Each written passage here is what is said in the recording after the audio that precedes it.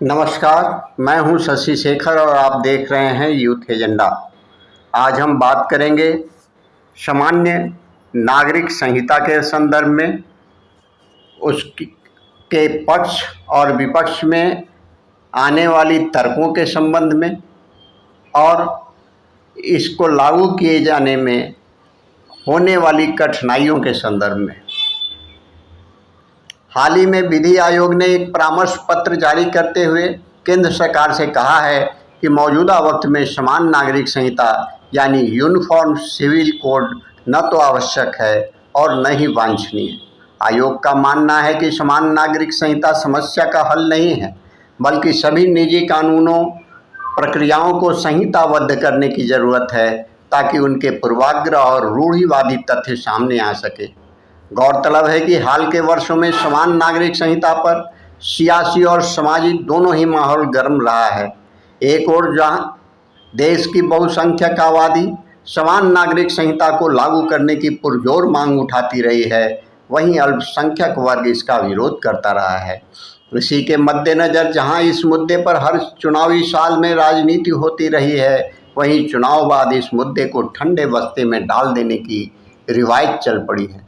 इसमें कोई शक नहीं कि महिलाओं को समान अधिकार मिलना रेगिस्तान में नखलिस्तान से कम नहीं होगा, लेकिन इस संहिता को लागू करने में कदम कदम पर आने वाली चुनौतियां भी कम नहीं हैं।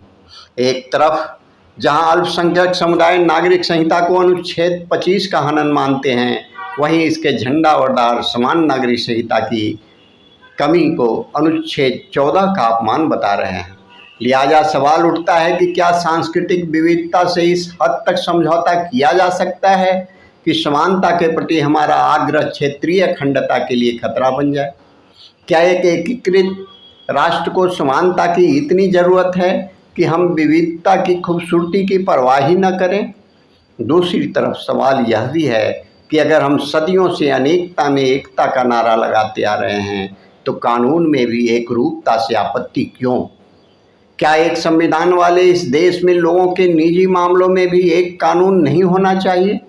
सवाल है कि अगर अब तक समान नागरिक संहिता को लागू करने की कोशिश संजीदगी से नहीं हुई है, तो इसके पीछे अल्पसंख्यकों की चिंता तो नहीं है, या फिर यह यकीन कर लिया जाए कि हमारे सियासतदां भी समझते हैं कि धर्म और कानून के घालमेल से इस बहुल संस्कृति वाले देश में बेहतर संदेश नहीं जाएगा। ऐसे में वक्त का तकाजा है कि देश की जनता को इन सवालों के जवाब मिले। समान नागरिक संहिता है क्या? सबसे पहले आपको बता दें कि संविधान के अनुच्छेद 44 में समान नागरिक संहिता की चर्चा की गई है। राज्य के नीति निर्देशक तत्वों से इस संबंध में अनुच्छेद में कहा गया है कि राज्य भारत के समस्त राज्य क्षेत्र में नागरिकों के लिए एक समान नागरिक संहिता प्राप्त कराने का प्रयास करेगा। समान नागरिक संहिता में देश के प्रत्येक नागरिक के लिए एक समान कानून होता है, चाहे वह किसी भी धर्म या जाति का क्यों न हो। समान नागरिक संहिता में शादी, तलाक तथा जमीन जायदाद के बंटवारे आदि में सभी धर्मों के लिए एक ही कानून लागू होता है। अभी देश में जो स्थिति है, उसमें सभी धर्मों के लिए अलग अलग नियम हैं। संपत्ति, विवाह और तलाक के नियम हिंदुओं, मुस्लिमों और ईसाइयों के लिए अलग अलग है। इस समय देश में कई धर्म के लोग विवाह, संपत्ति और गोद लेने आदि में अपने पर्सनल लॉ का पालन करते हैं। मुस्लिम, ईसाई और पारसी समुदाय का अपना अपना पर्सनल लॉ है, जबकि हिंदू सिविल लॉ के तहत हिंदू, सिख, जैन और बौद्ध आते हैं। विधि आयोग द्वारा बड़ी बात कही गई है।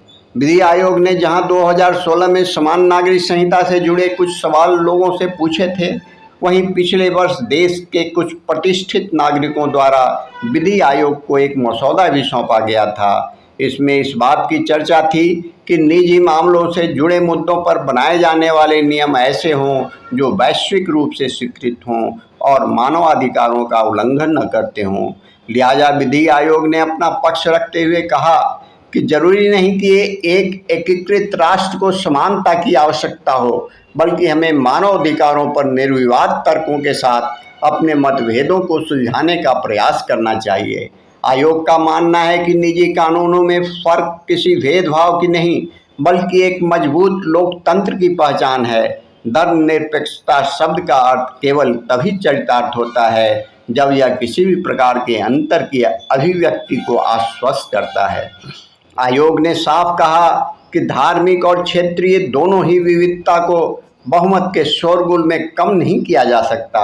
आयोग ने सुझाव दिया है कि समान नागरिक संहिता को लागू करने के बजाय सभी निजी कानूनी प्रक्रियाओं को संहिताबद्ध करने की ज़रूरत है। कानूनों को संहिताबद्ध करने पर व्यक्ति कुछ हद तक दुनिया के उन सिद्धांतों तक पहुंच सकता है जो समान संहिता की बजाय समानता को लागू करने को प्राथमिकता देता है। लैंगिक समानता के मद्देनज़र आयोग ने सुझाव दिया है कि लड़कों एवं लड़कियों की शादी के लिए 18 वर्ष की आयु को न्यूनतम मानक के रूप में तय किया जाए ताकि ये बराबरी की उम्र में शादी कर सकें। सामान्य नागरिक संहिता के पक्ष और विपक्ष में बहुत सारे तर्क आ रहे हैं। संविधान निर्माण के बाद से ही समान नागरिक संहिता को लागू करने की मांग उठती रही है, लेकिन जितनी बार मांग उठी है उतनी ही बार इसका विरोध भी हुआ है। समान नागरिक संहिता के हिमायती यह मानते हैं कि भारतीय संविधान में नागरिकों को कुछ मूलभूत अधिकार दिए गए हैं। अनुच्छेद 14 के तहत कानून के समक्ष समानता का अधिकार, अनुच्छेद 15 में धर्म, जाति, लिंग आदि के आधार पर किसी भी नागरिक से भेदभाव करने की मनाही और अनुच्छेद 21 के तहत जीवन और निजता के संरक्षण का अधिकार लोगों को दिया गया है। लेकिन महिलाओं के मामले में इन अधिकारों का लगातार हनन होता रहा है। बात चाहे 3 तलाक की हो, मंदिर में प्रवेश को लेकर हो, शादी विवाह की हो या महिलाओं की आज़ादी को लेकर हो, कई मामलों में महिलाओं के साथ भेदभाव किया जाता है।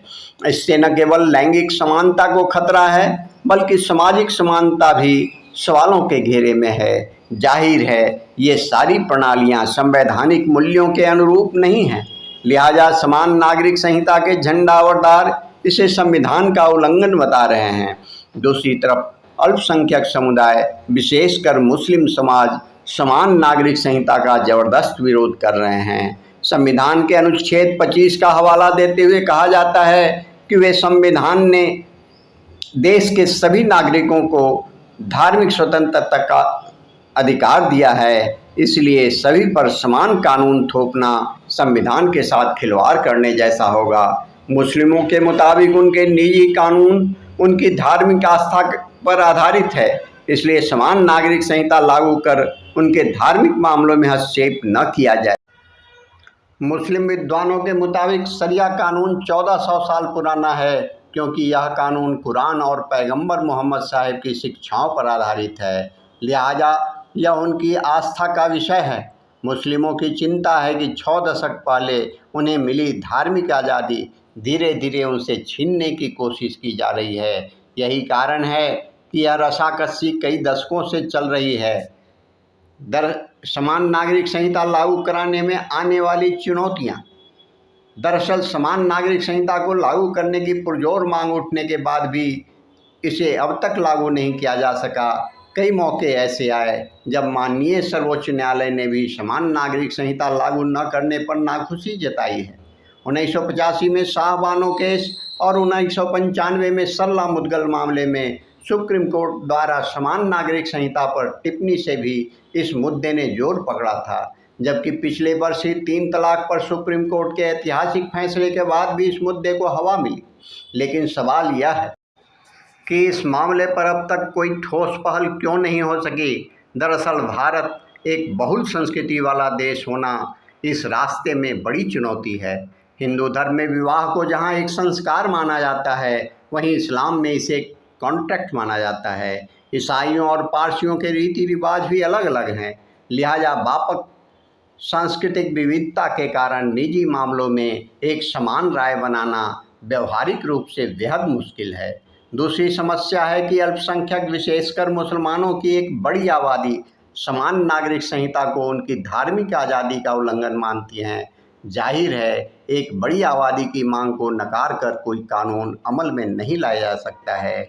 तीसरी समस्या यह है कि अगर समान नागरिक संहिता को लागू करने का फैसला ले भी लिया जाता है तो इसे समग्र रूप देना कतई आसान नहीं होगा। इसके लिए कोर्ट को निजी मामलों में जुड़े सभी पहलुओं पर विचार करना होगा।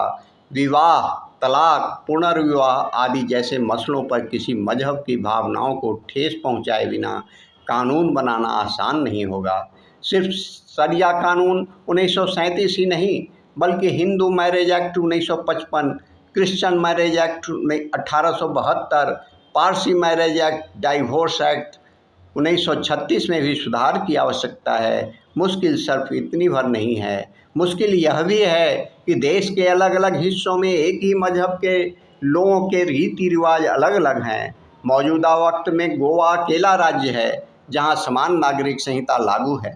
जाहिर है इसके लिए काफ़ी प्रयास किए गए होंगे, इसलिए यह कहना गलत नहीं होगा कि दूसरे राज्यों में भी अगर कोशिश की जाती है तो इसे लागू करना मुमकिन हो सकता है। दूसरी ओर वोट बैंक की राजनीति भी इस मुद्दे पर संजीदगी से पहल न होने की एक बड़ी वजह है। एक दल जहां समान नागरिक संहिता को अपना एजेंडा बता रहा है, वहीं दूसरी पार्टियां इसे अल्पसंख्यकों के खिलाफ सरकार की राजनीति बता रही है। जाहिर है कि एक दल को अगर वोट बैंक के खिसक जाने का डर है तो दूसरे को वोट बैंक में सेंध लगाने की फिक्र है। दरअसल सियासी दलों का यह डर पुराना है। जब 1948 में हिंदू कोड बिल संविधान सभा में लाया गया, तब देश भर में इस बिल का ज़बरदस्त विरोध हुआ था। बिल को हिंदू संस्कृति तथा धर्म पर हमला करार दिया गया था। सरकार इस कदर दबाव में आ गई कि तत्कालीन कानून मंत्री भीमराव अंबेडकर को पद से इस्तीफा देना पड़ा। यही कारण है कि कोई भी राजनीतिक दल समान नागरिक संहिता के मुद्दे पर जोखिम नहीं लेना चाहता है। दरअसल भारतीय संविधान भारत में विधि के अनुशासन की स्थापना की वकालत करता है। ऐसे में आपराधिक मामलों में जब सभी समुदाय के लिए एक कानून का पालन होता है, तब सिविल मामलों में अलग कानून का सवाल उठना लाजमी है। समझना होगा कि निजी कानूनों में सुधार के अभाव में न तो महिलाओं की हालत बेहतर हो पा रही है और न ही उन्हें सम्मानपूर्वक जीने का अवसर मिल पा रहा है। दरअसल सबसे पहले बड़ी आज़ादी तो उन मुस्लिम महिलाओं को मिल सकेगी जो बहुविवाह और हलाला जैसी प्रथाओं का विरोध करती रही हैं। इससे न केवल समानता जैसे संवैधानिक अधिकार को अमली जामा पहनाया जा सकेगा, बल्कि समाज सुधार जैसी पहलें भी कामयाब हो सकेंगी। समझना होगा कि जब हर भारतीय पर एक समान कानून लागू होगा तो देश के सियासी दल वोट बैंक वाली सियासत भी नहीं कर सकेंगे और भावनाओं को भड़काकर वोट मांगने की रिवायत पर भी लगाम लग सकेगा। लेकिन दूसरी तरफ विधि आयोग की सलाह और अल्पसंख्यकों की चिंता पर भी हमें गौर करना होगा।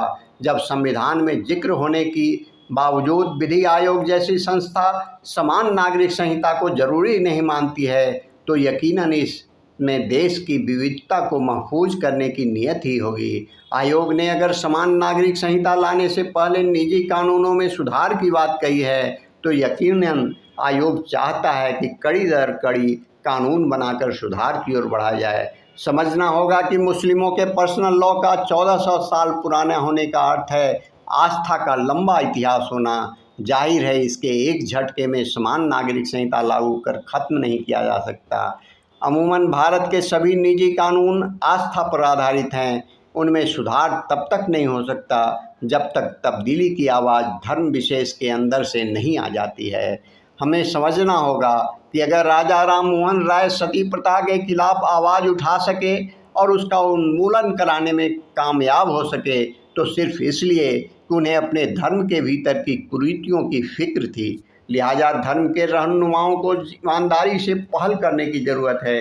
हमें यह भी समझना होगा कि भारत जैसे देश में संस्कृति की बहुलता होने से न केवल निजी कानूनों में बल्कि रहन सहन से लेकर खान पान तक में विविधता देखी जाती है और यही इस देश की खूबसूरती भी है। ऐसे में ज़रूरी है कि देश के समान कानून में पिरोने की पहल अधिकतम सर्वसम्मति की राह अपनाकर की जाए। ऐसी कोशिशों से बचने की ज़रूरत है जो समाज को ध्रुवीकरण की राह पर ले जाए और सामाजिक सौहार्द के लिए चुनौती पैदा